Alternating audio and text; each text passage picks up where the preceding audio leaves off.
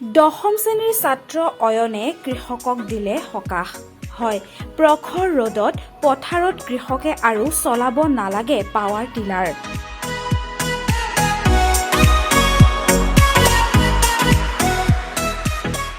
কোনো এক নিৰ্দিষ্ট ঠাইত ৰৈ ৰিমোটৰ দ্বাৰা চলাব পাৰিব এই পাৱাৰ টিলাৰ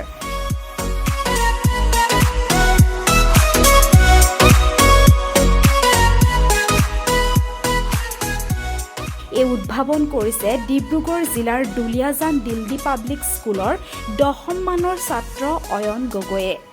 নাওহলীয়া মাজগাঁৱৰ গ্ৰাম্য অঞ্চলৰ প্ৰাক্তন ৰাষ্ট্ৰীয় হকী খেলুৱৈ তথা অইল কৰ্মচাৰী হিৰণ গগৈৰ পুত্ৰ অয়ন গগৈ যাৰ হাতৰ পৰশত প্ৰাণ পাই উঠিছে ৰিমোট কণ্ট্ৰল পাৱাৰ টিলাৰৰ লগতে বহুকেইটা ইলেক্ট্ৰনিক সামগ্ৰী বজাৰত উপলব্ধ বহুদামী ড্ৰোনখনো সাজি উলিয়াইছে ছাত্ৰজনে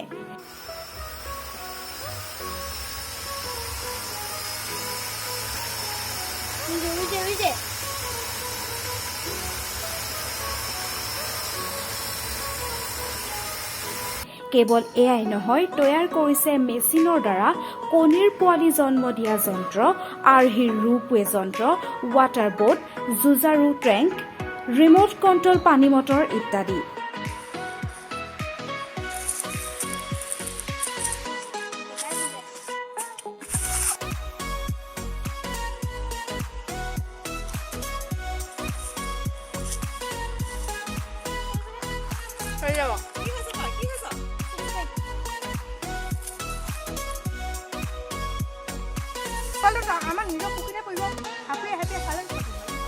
বিশেষভাৱে সমাদৰ লাভ কৰা ৰিমোট কণ্ট্ৰল পাৱাৰ টিলাৰৰ বাবে অলপতে ডুমডুমাত হোৱা প্ৰদৰ্শনীত পুৰস্কাৰ বুটলিবলৈও সক্ষম হৈছিল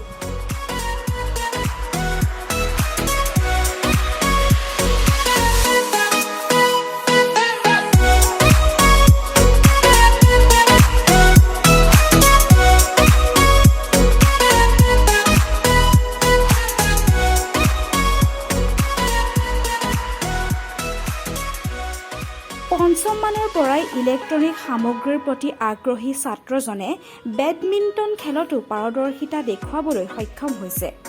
স্থানীয় জিলা ভিত্তিত আয়োজন কৰা বেডমিণ্টন প্ৰতিযোগিতাসমূহত পুৰস্কাৰ বুটলিবলৈ সক্ষম হোৱা অয়ন গগৈ সদৌ অসম বেডমিণ্টনতো আছে এক সুকীয়া ৰেংক হয় দেউতাই মানে মোক এদিন পথাৰলৈ লৈ গৈছিল তো পথাৰত যোৱাৰ পিছত মই অলপ দেৰি চলালোঁ দেউতাই শিকাইছিল আৰু কেনেকৈ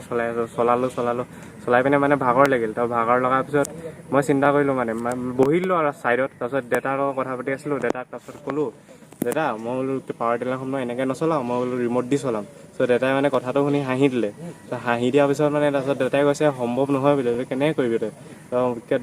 তাৰপিছত মানে মই সেইটো চেলেঞ্জ হিচাপে ল'লোঁ নাই মই এইটো কৰি দেখাম বুলি তো কেইদিনমান ভাবিলোঁ কেনেকৈ কৰিব লাগে চিন্তা কৰিলোঁ বহুত দিন তাৰপিছত চিন্তা কৰা মানে আইডিয়াটো পোৱাৰ পিছত আপোনাৰ 2 দিনত মই কৰি দিছোঁ শেহতীয়াকৈ গুৱাহাটীত হ'ব লগা আমন্ত্ৰণমূলক অসম ইয়থ অলিম্পিকত যোগদানৰ সুবিধা লাভ কৰিছে এনে এজন প্ৰতিভাৱান ছাত্ৰ অয়ন গগৈয়ে